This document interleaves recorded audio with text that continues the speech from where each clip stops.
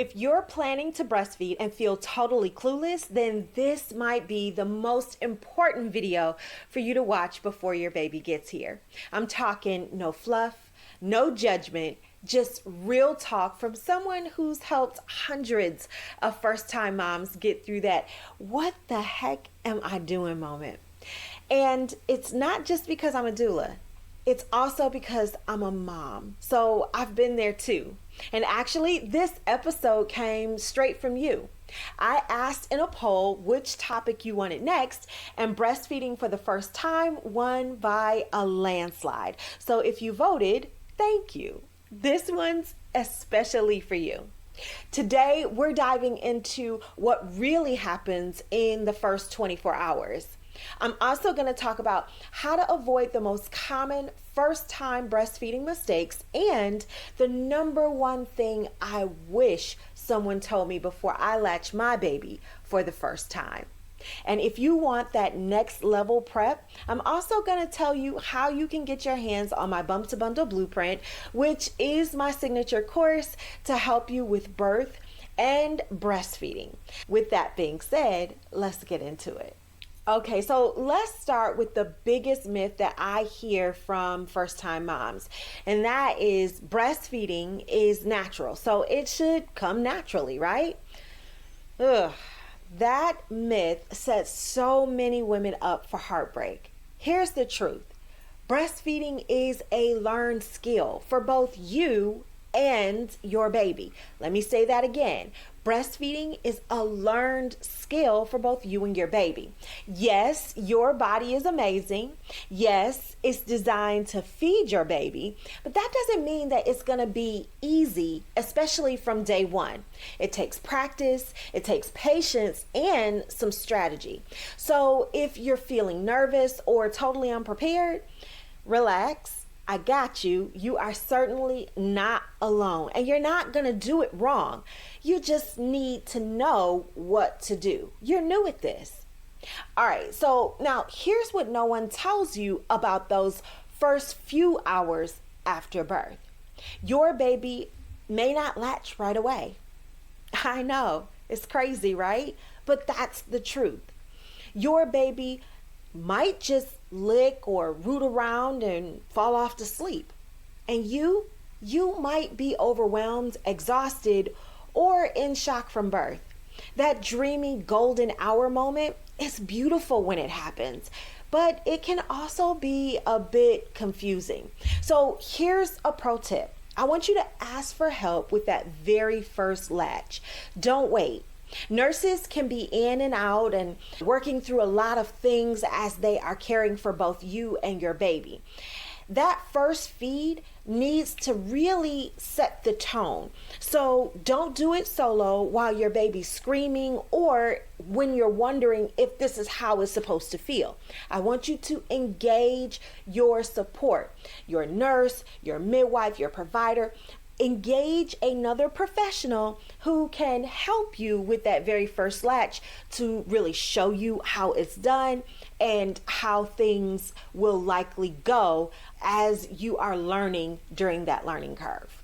All right, now here's the line I want tattooed on your brain. So if you don't take anything else away, please take this away. So tune in for me. That is, milk supply is based on demand. Let me say that again. Milk supply is based on demand. Say it with me, mama. The more your baby nurses, the more milk your body will make. So don't panic if your baby wants to feed constantly. That's actually a good sign. All right, now let's talk about expectations. Your baby's stomach on day one. Let's start there. It's actually the size of a cherry. That's why just a few drops of colostrum are totally enough, especially in the first few moments and days after you give birth. Your milk usually will increase anywhere from day 2 to day 5. And when it does, You might feel a little warm, your breast may feel sore, and they will likely be a bit engorged, feeling like balloons almost. So here's a pro tip. I want you to feed your baby often. In the lactation world, we actually say 8 to 12 times in a 24-hour period is totally normal, especially for a newborn. It keeps milk flowing and it helps to prevent any clogged ducts. So I want you to feed often. And yes, cluster feeding is a real thing. I have a live where I talked about it in detail. I'll try to remember to link it below, so please be sure to check the description box. It's not your baby being dramatic. Cluster feeding is not like this, oh my goodness, my baby isn't getting enough. No, it's your baby telling your body, hey, let's level up this milk supply. So it's actually a good thing. All right, so let's talk about the thing that makes everyone question if they're doing it right. Is it normal if my nipples hurt? A little tenderness is normal. Toe curling pain? Not so much. We don't want that at all. So here's what a good latch looks like. Your baby's mouth should be wide open. The lips should be flanged out like a fish. The chin should be deep into your breast, and you should see more of the areola on the top than on the bottom. And here's a pro tip. Bring your baby to you, not the other way around. Line up tummy to tummy and tilt baby's head back a bit to get a deeper latch. And please, don't suffer in silence. If you need help, I want you to have a lactation consultant number on call, preferably. But if not, reach out to your provider so that you can really jump in and assess whatever problems you're having early enough so that you don't become discouraged and discontinue breastfeeding, which happens more than you know. Okay, so let's pivot a minute and just talk about what to do if something feels off. And especially if you don't know if something is normal. Here are a few red flags. First up, baby is feeding but not making enough wet or dirty diapers. That's a red flag. So if you're putting them to the breast often, but you're not really getting very many wet or dirty diapers, then that is a red flag. Also, clicking sounds. They should not be making sounds or dimpling cheeks, or if they have a very shallow latch so they're not opening wide. Those are all things to look for, and if you see those, I want you to engage a professional. Also, cracked, bleeding, or scab nipples. Your nipples may be a little tender in terms of having the baby feed often at the breast, but they should not be cracked, they should not be bleeding, and they should not be scabbed. You should not be in pain when you are feeding your baby. Also, if your baby is too sleepy and not waking up for feeds, that's also a red flag, and you should be engaging your provider.